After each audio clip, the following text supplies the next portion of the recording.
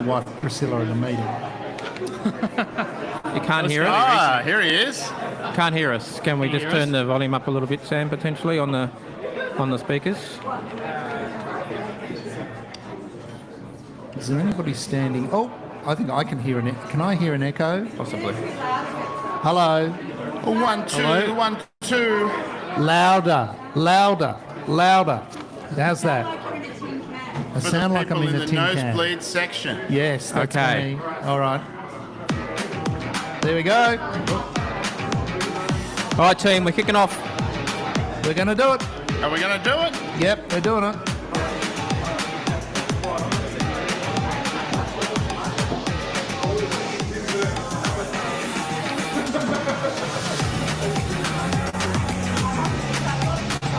Oh, yeah. I'm limbering up now. Feeling great. Right, he's letting it roll in. Yeah.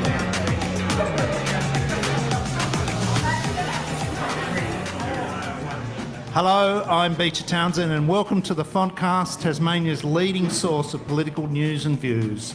Tonight we are again coming to you live from Boodle Beasley in North Hobart for the annual Golden Font Awards. The Brownlow Medal of Tasmanian Politics, inaugurated in 2019 and now in its 7th year. Whoa. Joining me to sort out the political entrails of 2025 and determine this year's winner is my business partner and ex-veteran political campaigner, Brad Stansfield. Thanks, Beach. I really appreciate that introduction. Thanks, everyone, for coming along tonight. And thanks in anticipation to our fellow panellists. Joining us as well is Alex A.J. Johnston, ex-apparatchik, currently Win News reporter and soon to be private sector consultant. Hello. Hello, Beach. Yes, I promise I won't try and steal too many clients from you, but look, the irony is not lost on me that I am casting judgment on the political performances of others this year when 2025 might not have been my greatest political achievement. So trust me, the irony is not lost. I will not be giving myself votes this year. Thank you. And we've brought in an expert from our own stable to round out the voting, Simon McGuire, gun reporter at the Tasmanian Country newspaper, Tasmania's only statewide newspaper. Hello, Simon. Hello. AJ said earlier that I'm like Marlon Pickett during the 2019 AFL Grand Final. I think that's a apt description. There you go. That's great. Straight to the top. Straight to the top. All right, there's only one question that people want answered tonight. Can Jeremy Rockcliffe add a coveted Golden Font Award to his back-to-back election wins? See what I did there, back-to-back, 24, Back-to-back. 25, There yeah. you go. Yeah. Can David O'Byrne repeat his form from last year, or will someone else sneak through? You can see from the Fontcast tote board, sponsored by our clients Becher, hello Daniel, that the Premier is the raging favourite at 11 to 10, whatever that means. I'm sort of post-decimal. I think it means he's the favourite. He's the favourite, yep. David O'Byrne is seen as a chance for back-to-backs. Yeah, not sure. Some solid support expected for Liberal veteran Erica Betts. Yeah. Peter George could poll well in his first year. Is he here tonight? I can't see him. I think he's represented, I think though. he's chief of staff. Excellent, Yes. excellent. And Dean Winter, well, he's the proverbial scratching. Didn't turn up for the second I half think of the he season. pulled up lame halfway. Halfway through. There you go. All right. Brad, what's your take on things? Got to say, I think the Premier will be very hard to beat this year. I think last year O'Byrne was the clear favourite. This year, I think, standout this year. I think the Premier Jeremy Rockcliffe is the standout favourite. You mentioned Dean Winter Beach. I think you'll even struggle to give him votes this year. Oh yeah, I can see there is merit. Maybe to an the early man. season vote or two, but after that he fell away. Yep. I did put a little poll up on X earlier, which has informed the odds because, I mean, as you know, the professionals, do take soundings on these things. Yes. And of the four that were put up. I put up earlier, a massive total of 68 votes. So there you go. It's about as many people interested in Tasmanian politics.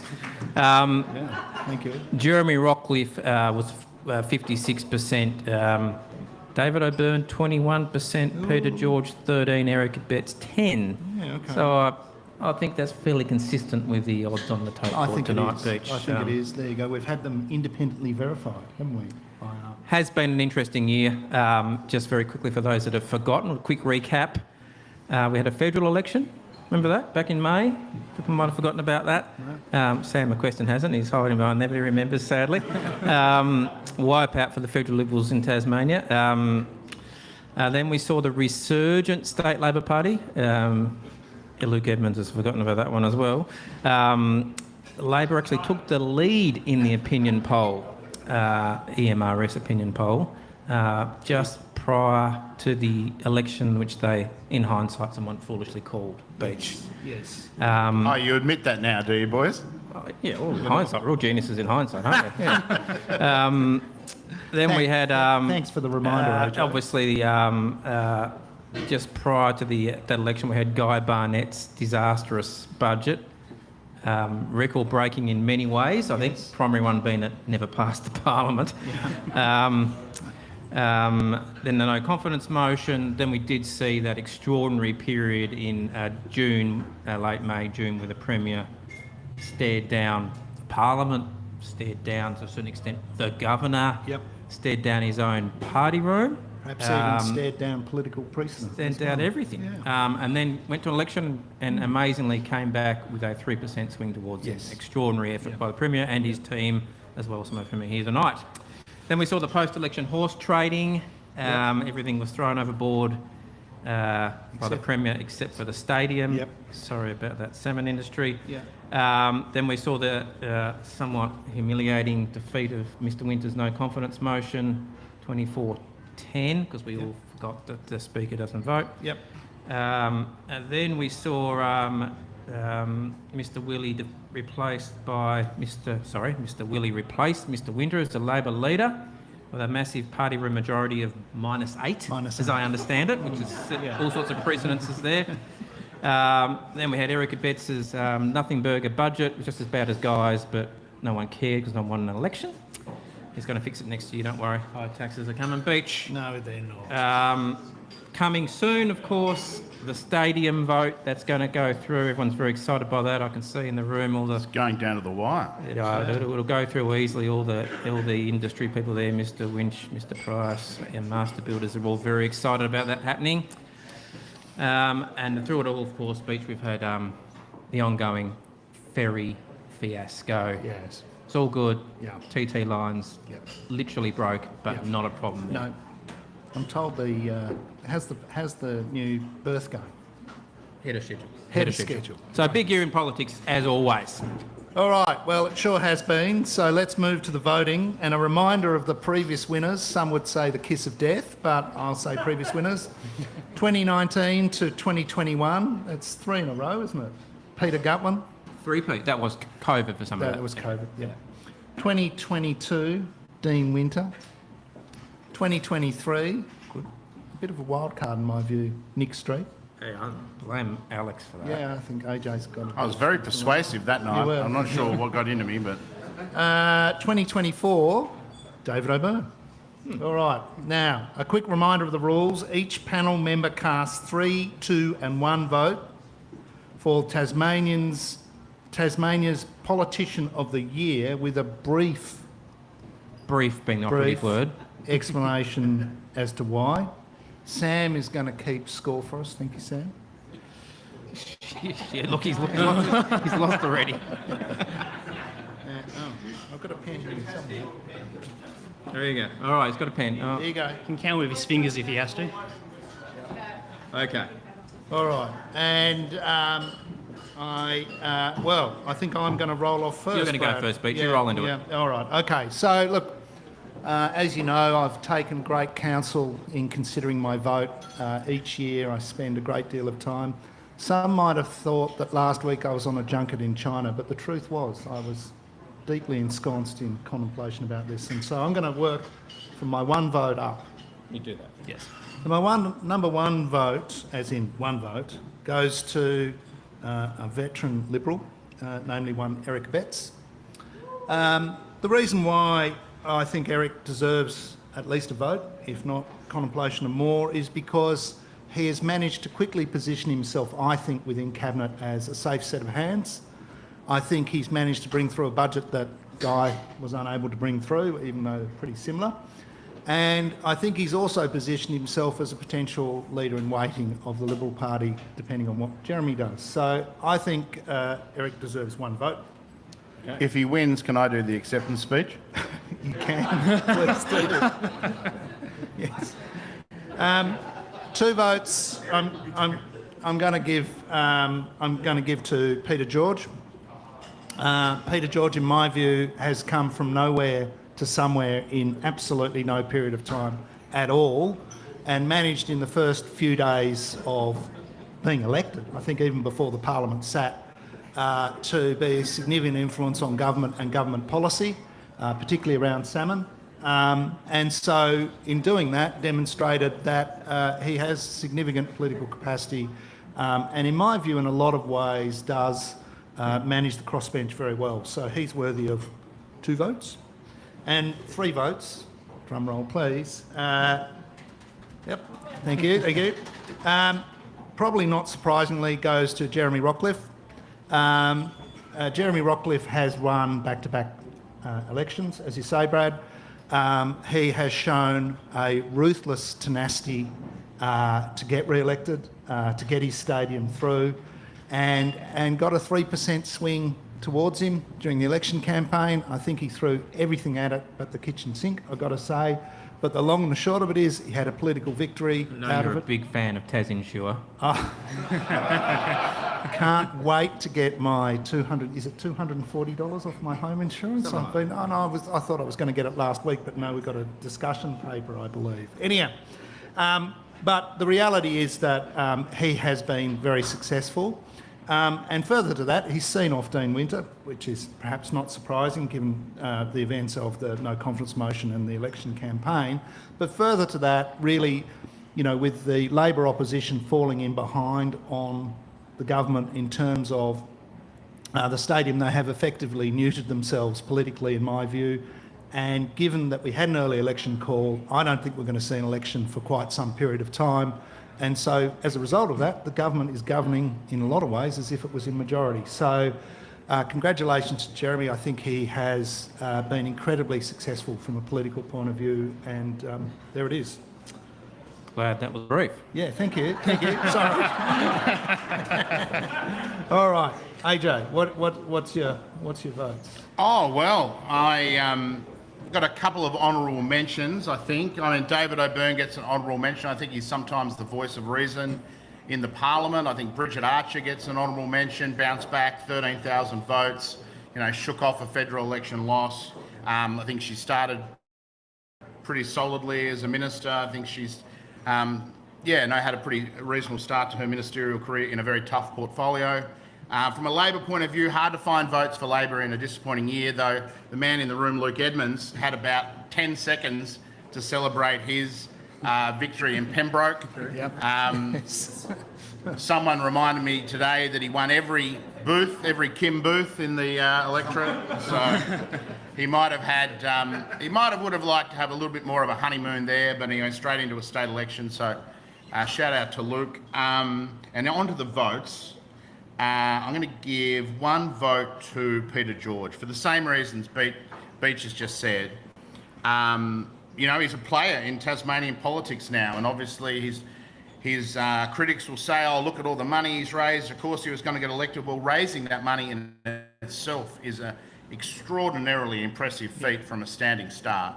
So I think Peter George deserves kudos. He tops the poll in Franklin against some pretty experienced political war horses, so I think credit where it's due. And my 2 votes comes from the crossbench as well. There were a lot of people who predicted Christy Johnston would struggle to hold a seat. There was, you know, this idea that people were going to eat into her territory in the northern suburbs, and she topped the poll, and then obviously got a very strong policy outcome on greyhounds It's not just her. I know the Greens have been very strong on greyhounds as well, but I think she used her leverage well.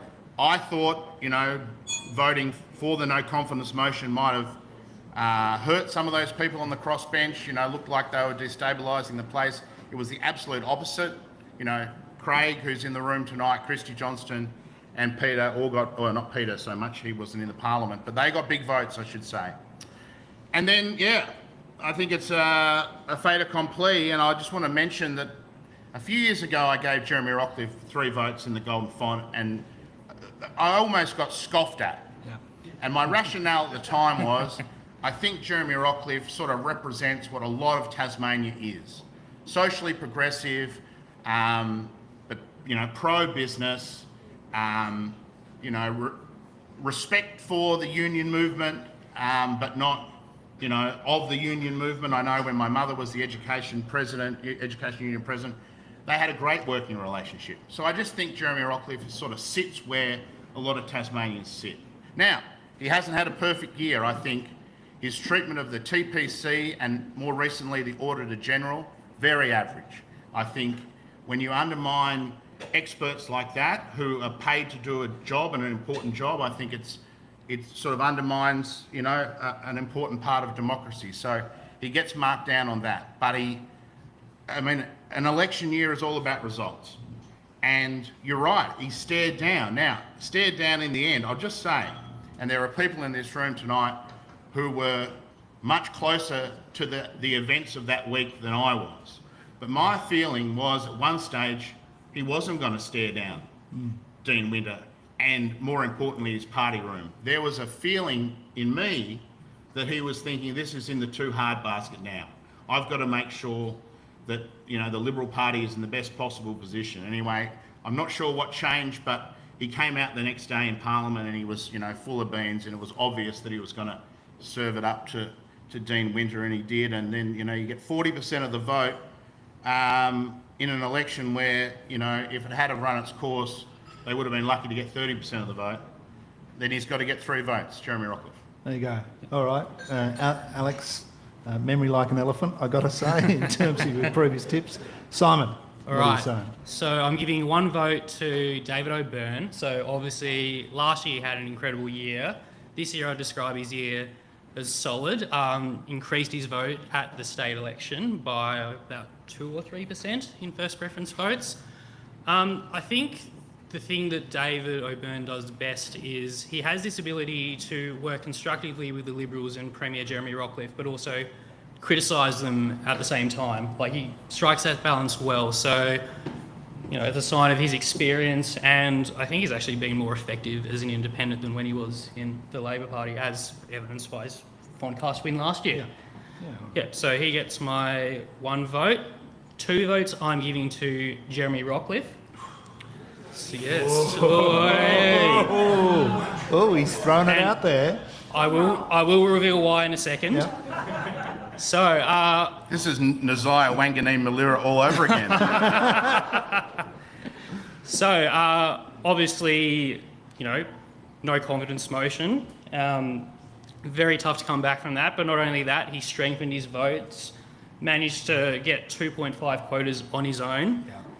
Was a big part in Braddon getting 4 seats for the Liberals in Braddon. Yep.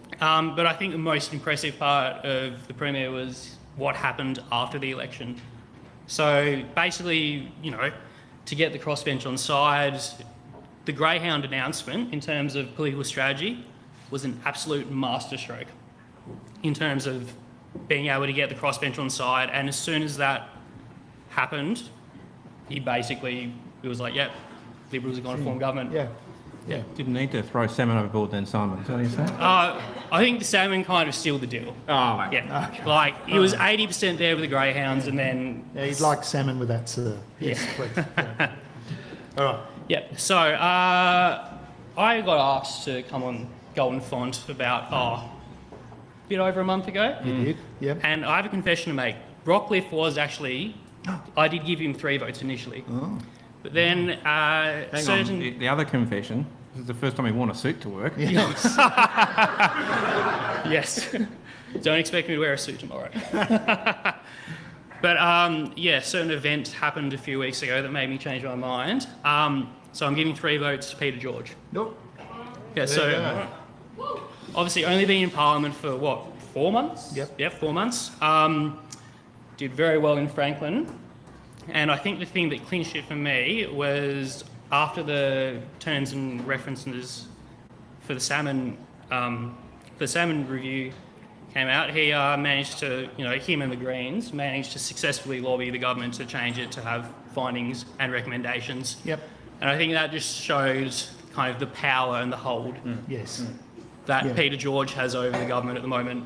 Yep. And he will be a crucial part as to whether and how long they survive. All right, thank you for that. Very good. Simon. All right. What a debut. What do you got there, Beach? Okay. where So at this point we've got Erica Betts and David O'Byrne, 2 long-term friends, no doubt, locked on 1 vote each. They're getting closer all the time, I think. They are. There you go. Christy Johnson. Christy Johnson, 2 votes. Peter George on 6 votes, and the Premier on 8. So Wide open. yeah, it is wide. It's well, Let it me could get be. my piece of It's going to paper come out down then. to you, Brad. Now, before Brad jumps in, I mean, I don't think the Greens are going to get a vote, and that's a bit. Oh, you never know. That's a bit harsh. I mean, they did a very good job getting 5 seats back again, but I just think it's been a year where the focus has been on the left-wing crossbenchers.